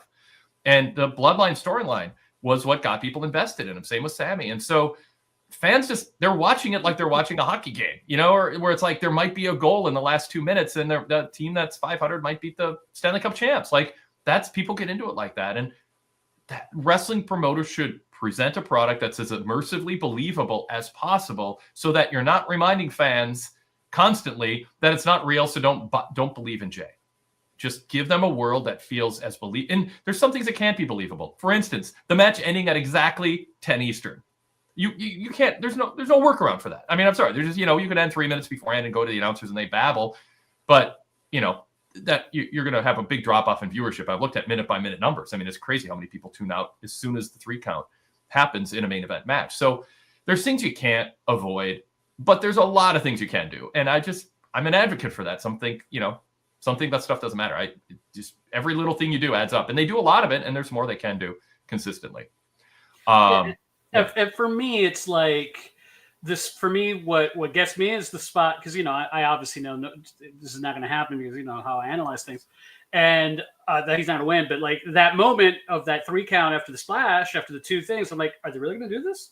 If you have me saying that, I'm like, okay, at that point, my mind is going to like, why would they do this? And already formulating what's going on. Just that moment of like, before he kicks out, you're like, okay. You do run the danger that if that sometimes, particularly in the indies, I know AEW gets flack for this, but I'm not going to give them a hard time on this because they don't do it that as often as it's portrayed. But like, the kicking out of every single kicking out of 10 finishers in the match, that's more of a spamming finishers is spamming finishers. Yeah. So you could run that danger, but it didn't happen in this match. So but great BJF with a great comment here. I love the finish. It was like Gunther was like, okay, done with you now. Yep. That's exactly I'm done. What it felt like. Yep. It's been fun. I mean, and you see that with really good NBA teams where it's NFL, you can't play that game. There's too much left to chance in the NFL. But in the NBA, sometimes a team shows up and they're like, it's a little bit of an off night for us. We're not going to play hard defense. And then a team hangs around. And then suddenly the great team just turns up the defense, starts hitting threes, working a little harder. And they just get a comfortable 14-point lead. And then they coast from there. Like, that's what Gunther feels like sometimes. Yeah, Javier. I was going to make the same kind of analogy, but for the weebs out there, it's like Frieza. Piccolo's beating the crap out of Frieza, and then you find out Frieza has another form, and you find out he has 4 more forms after that. That's kind of what no idea what you're talking about. I know. I love it. Fellow weebs in the commentary, we get that. Yeah. What's standard deviation saying here? Kayfabe real versus stupid attempt to actually trick people for real. Yeah. Anyway, Four Eyes Malone says, sorry, that went over. It didn't go over my head. I just need a minute to process that. He's still trying to figure out the whole anime thing. Four Eyes Malone says, LOL. I understand, Javier. So I know it's good. That's why we need co-hosts. People, different interests and different analogies. I'm, using up my NBA, NHL, NBA analogies here. Okay, looking at the lineup. Okay, so one thing about the Jacob Fatu finish. I know they wanted him to be a killer, but he could have pinned Braun and beat him up afterwards. How do you feel about the fact that he got DQ'd? Because there was some brave book. I coined the phrase brave booking for Paul Levesque. I want to see him do more brave booking, less of these cop-out finishes and non-finishes and stuff and roll-ups and distractions. I want just be a brave booker. And, we had Nia Jax did a clean job to Rhea Ripley. And that's good, and that's what should have happened. Sheamus did a clean job to Braun Breaker. That should be what happens. Gunther pinned Jey Uso clean. That's what should have happened. Should Jacob Fatu beat Braun Strowman? Is Braun Strowman worth, quote, protecting with a DQ finish? Or do you think that wasn't the spirit of that finish? The spirit of the finish is Jacob doesn't care about wins and losses as much as he's uncontrollable and unhinged, and he paid a price. And it's not so much protecting Braun. I think their rationalization is by the end, no one's thinking about the finish. They're just thinking Braun's bloodied and Fatu got dragged away. Yeah, I mean, it runs the issue. The only issue is the fact that you've done it elsewhere so many times that you've had cop-out finishes that you're kind of like, ranking this, that works. 'Cause it works in a lot of ways. They made big deal about, not a huge deal, but they made a deal about Tama Tonga leaving him alone because he wants to do it by himself. And as we've seen before, he's the one, Tama Tonga, who's been pulling Jacob Fatu from, attacking people. Mm-hmm. So with Tama Tonga not being there to hold the leash, so to speak, he was off the leash and just went nuts. That he doesn't have any, he doesn't have any self-control, and just, it worked to further build the character and the danger of Jacob Fatu. By the way, what happened today was what I had been calling that the Bloodline 2.0 should have been doing since day one, and have them be presented with this kind of beatdown at some point in their early days, and not just with Jacob Fatu, but with also Tama Tonga and Tonga Loa and the four of them have a similar kind of bloody beatdown like this to really more strongly establish that faction back then. And but they did it now with Jacob Fatu. I think it's good. I think it's also promises more matches. I'm assuming maybe they're just feeding Strowman to Jacob Fatu. I think that runs a danger, because if Jacob Fatu killed Strowman, well, what does that mean for the rest of the roster? You're putting now the position that the rest of the roster, which could be a good thing, is now he's going to eat the entire rest of the roster. How can you take anybody really seriously to really face him when he did that to Strowman? So I think you do have to have Strowman at least come back. I don't think he wins the feud by any means. No. But but have Strowman maybe do a thing where he puts him inside a truck and flips over the truck. I don't know, something like that. Yeah. I'm half joking, but do something like another one of those all around the arena brawls. Don't get too corny, because fortunately the last few brawls, like the whole Bronson Reed thing, they didn't get too corny with it. But have them, have him get some, get a little bit back, and then a blow off match, probably at, if not the Rumble, Elimination Chamber or something like that, before you move on to the next thing. So, and then have that be a closer 50-50 match, just more brutal. They're trying to convince us, or at least NBC Universal execs, that it's a big deal that Braun is on SmackDown now, because a lot of people went to Netflix, so they got to protect Braun a little bit. So the network execs, they're trying to trick into thinking that was a big acquisition, not just the fans. I don't know. I might be right on it. Sometimes I think things are being done to certain network executives on the losing end of a draft than actually doing it for the sake of the fans or out of sincerity. And anyway, Standard Deviation said, I watched in the background while babysitting, but my impression was the finish was designed to serve Fatu rather than protect Braun. I think it's a mix of both. Because they could have had Fatu beat Braun and then still get everything they got out of the post-match attack, other than Fatu is so unhinged and undisciplined and wild and unpredictable. He's not thinking about the risk of what happens if he shoves the referee. And before I forget, the commentary also did talk about Fatu's history, so we finally got a true history for him, including his issues with the law too. So. Yeah. And Cole's very specific. He was, as a juvenile, he was in jail multiple times. He said he wanted to learn to fight and not go to jail for beating people up. And now here he is in WWE. I thought it was good. You're not required to inject reality into pro wrestling storylines, but when it fits, why not? Plus it answers, because people are like, oh, he's been in jail, and some people say, oh, why? And by just getting it out in the open, you're like, okay, this is the situation, and he's a different person now, blah blah blah blah. Yeah. What's I gonna say? Well, let's see. Ken Arnold on this says, I didn't mind the finish between Braun and Jacob and fully expected the non-finish. It's too early for a clean finish. Save it for the Elimination Chamber or a big episode of SmackDown in March. Yeah, it's the beginning of the feud. If Braun, in the parlance of WWE booking that fans are familiar with. It's sort of like getting counted out. Winning by count out is sort of a lame victory, but pinning someone or rolling him up with Mahastral Cradle is supposed to be like, whoa, you pinned him. It's like, why? Well, just because that's consistently how they portray it. But to me, knocking somebody out long enough to be where they can't return to the ring in 10 seconds feels equally impressive as leveraging someone's shoulders down for 3 seconds. But that is not an honorable, decisive way in the, what's the term? Not canon, not parlance, but just the whatever, the way WWE frames things. They have some control over that. So part of what fans expect is if Braun loses clean to Fatu at the beginning, you are defining down Braun Strowman. You have said he's not important. He's the beginning. He's Chad Gable to Penta. He's not Ludwig Kaiser, whoever is going to be on the horizon for him. So yeah, I think they're cognizant of the fact that if Braun lost to Jacob Fatu clean, you're sending a signal that we're not in the Braun Strowman business anymore. He's just a big body to impressively put over Fatu, but they want to get more out of this feud. And frankly, I think they can. I think, and this is why you save DQ finishes for when it serves a purpose as opposed to just cowardly booking. Similarly, what they did with Nia Jax. Nia Jax lost. Was portrayed as the Strowman of the women's division, and you have Rhea Ripley just manhandled her through during the match and beat her. I mean, it was an even match, but I don't want to say that she completely manhandled it. But she showed her power and how powerful she is to not let Nia Jax just abuse her physical size on her, and she was able to beat her with the Riptide with her finisher. So not a leverage pin or any of that.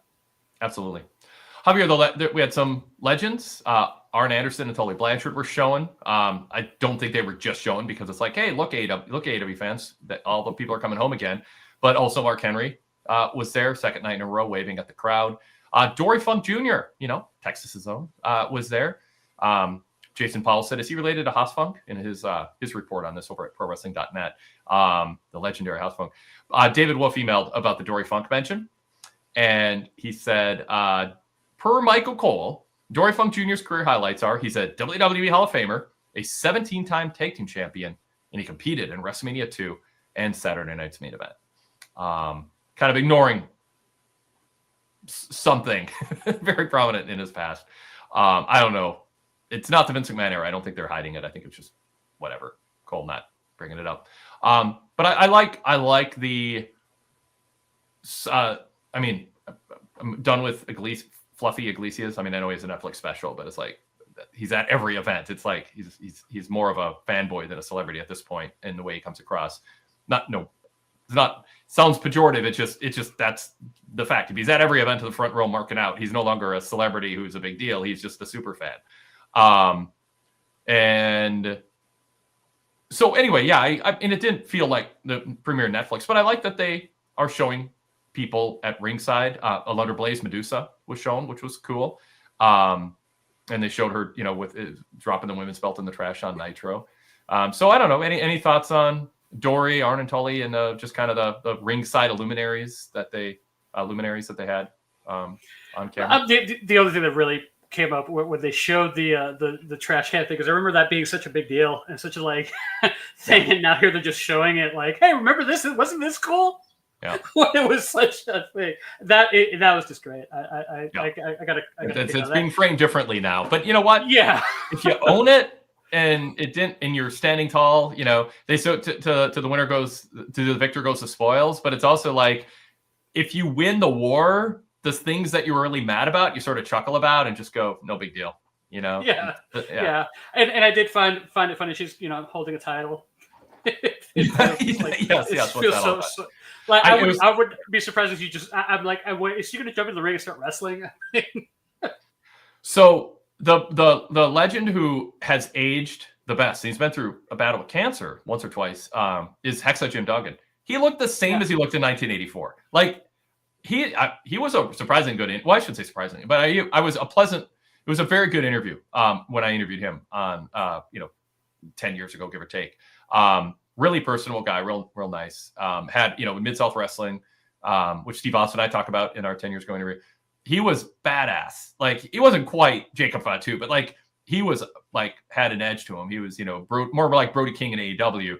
But then WWE cartoonized him. Same thing with Ted DiBiase, who was there. He got out of an old limo.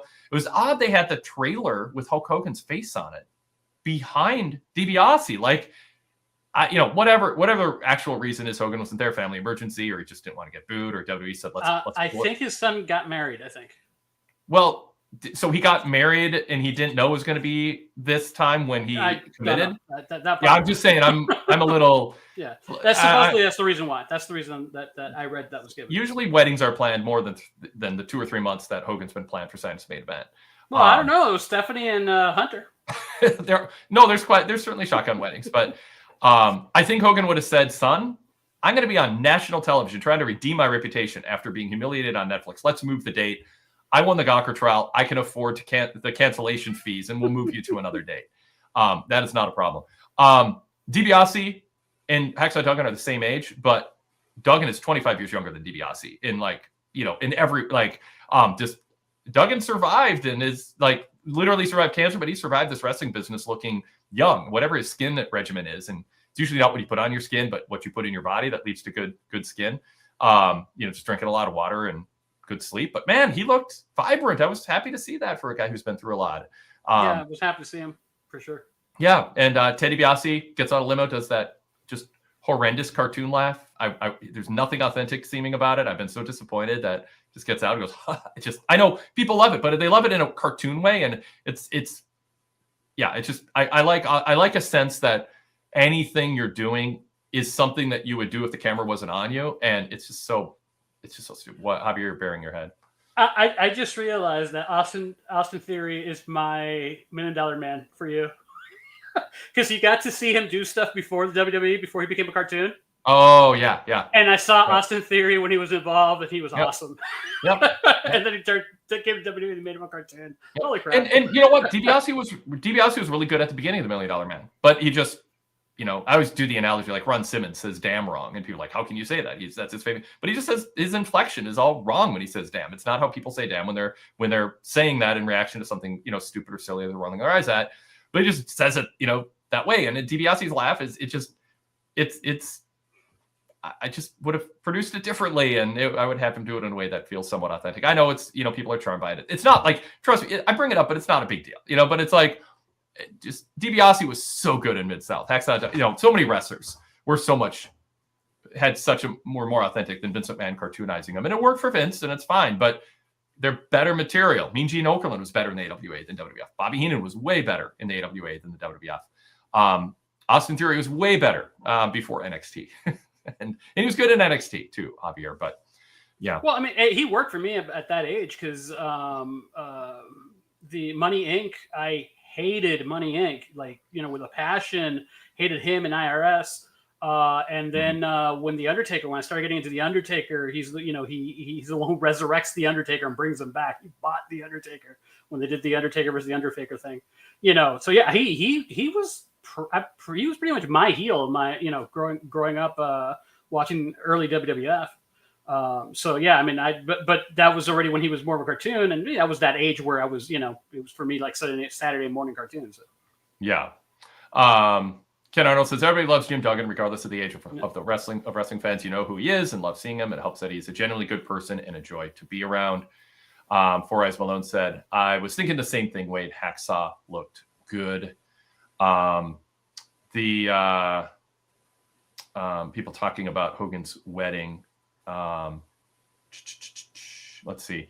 Regarding the trailer, is Jason D from Australia says, is that because $1 Million Man's history with Hogan on Saturday Night's Main Event? I think it was, to me, it was just WWE knew that was there, and it was their way of saying, we're not canceling Hogan. I mean, that's what it said to me. It said, if you think we canceled Hogan, think again. We could have moved that trailer. We could have aimed the camera a different way. We're acknowledging that, acknowledging he's still part of this company, and we're not, it's like Lee Fitting being in the credits at the end. We're not canceling him. I don't think that's an accident, and I think it's worth noting.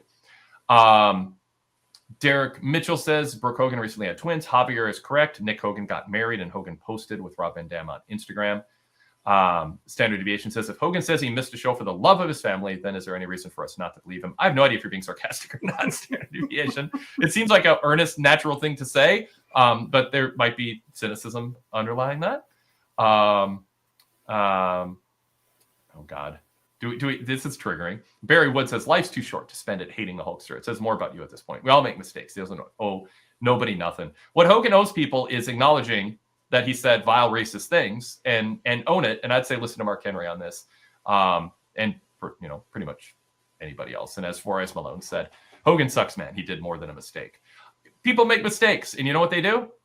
If they want redemption, if they want to be admired as an international superstar promoted by a company the size of WWE as a hero and worthy of paying to see him or watching him on TV and celebrating him, is they, in their 70s, apologize for vile racist things they said in their 50s.